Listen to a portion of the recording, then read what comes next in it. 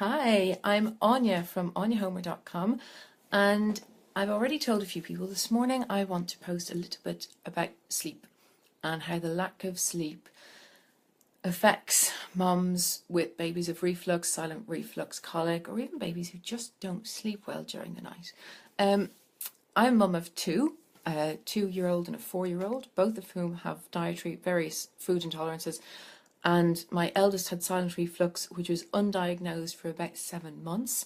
And at that stage, then I started to understand a bit more about it and get some resolution.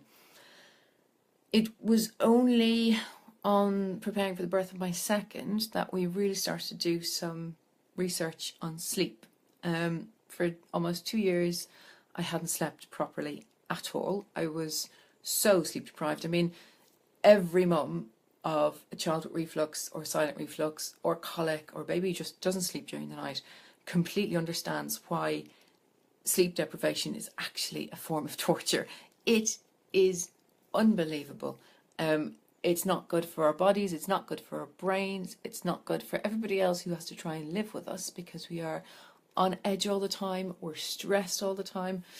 And you know what? We get really bad brain fog. But I did some research before my second child was born. My husband and I had a conversation one night and we realised, look, we're not going to improve the quantity of our sleep, but we can improve the quality of our sleep. So we discovered a number of things and we implemented a few of these. So I'm going to share you some of those tips right now.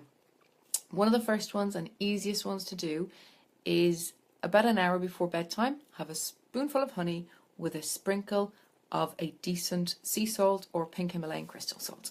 The reason for this is that sea salt and pink Himalayan salt, with all the minerals and magnesium and various other bits and pieces that are in them, have been researched and proven to reduce cortisol, which is your stress hormone.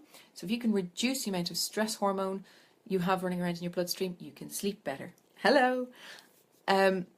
Cortisol in our bodies also is detrimental to trying to lose weight, and to trying to be less stressful. So the more cortisol we have, the more we tend to be. So reducing that is a great thing. Salt also increases our oxytocin levels. Excuse me, and we all remember that from those good old days of giving birth. We want oxytocin as high as we can. It's our happy drug. And the honey actually stimulates serotonin, a hormone released in the brain, which is our feel-good hormone. And in the presence of darkness, serotonin is converted to melatonin, which is our sleep hormone. So we're increasing melatonin with the honey, we're decreasing the stress hormone cortisol. We can get a much better quality of sleep. And this is really important. It worked so well for me. The other way to increase melatonin, and this is amazing, and you might feel a little bit naff or silly, but these are the most amazing things in the world.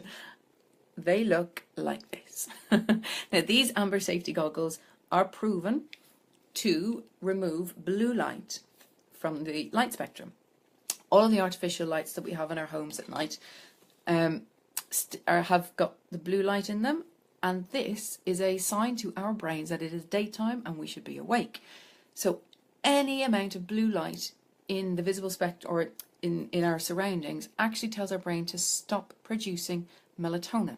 We need melatonin in our bodies to sleep. So wearing these at night, an hour before bedtime, increases your melatonin. So when you do go to sleep, you will go to sleep easier. When I was breastfeeding my babies, I used to put these on before I turned on a light in the bedroom. I know they look so ridiculous. And I found that when baby did drift off, I was easily able to drift off again with baby. So I actually did increase the quality of sleep I had. When I was breastfeeding my first child, I didn't know any of these things. And I would literally, baby would drift off in my arms after breastfeeding. I'd maybe put her down and then I might lie down for 5 minutes beside her and I'd be tossing and turning and I just couldn't get back to sleep. Maybe an hour later I'd fall asleep, half an hour later baby would wake up again. it was a vicious cycle. I was getting half-hour chunks of sleep throughout the night, and it was so detrimental. Second baby, she still did the same thing, waking every hour and a half for many nights, many weeks, maybe months even. But with these, I was awake for maybe 5 or 10 minutes of a breastfeed, and then I was getting sort of 70 minutes sleep in that hour and a half cycle instead of 30 minutes in that hour and a half cycle. So that really, really, really changed my life. Anyway, I'll put a link. You can get these on Amazon, safety glasses stores, B&Q, Juicens, don't know what the equivalent in the States is. And you can also, I've got a pair to wear with my glasses, and these are ridiculous. Look at these babies. So these go over glasses. If you wear glasses, you can still get them. The important thing is that both shades must be wrap around so that blue light does not leak into the side of the glasses. There's another tip I can show you. So if you're in the habit of using your iPad, your iPhone, any other smartphone, etc. at night, there's blue light emitted from these screens as well. So the newer versions of them have something called night shift mode. You see there? Night shift. And when you click on that, it puts an amber hue. It pretty much removes the blue screen, or the blue light from the spectrum of it.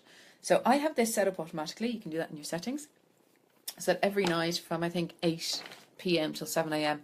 my iPad automatically goes with an amber screen. So if I do look at it during the night, I'm not waking up. Anyway, I hope you found that useful. Thank you very much if you've been filling out the questionnaire on if you've got baby reflux, silent reflux, colic, or any other food intolerance. The responses are coming in. I think we're about 100 at the moment, so that's fantastic. I'm really starting to see some trends, but I'm putting that aside for a few days and going to let it run. And if you want to share this information, please feel free to do so. And if you haven't already, then go to AineHomer.com and subscribe to my page, which is where you'll find all the details and information as it's available on my forthcoming book. Thank you. Bye-bye.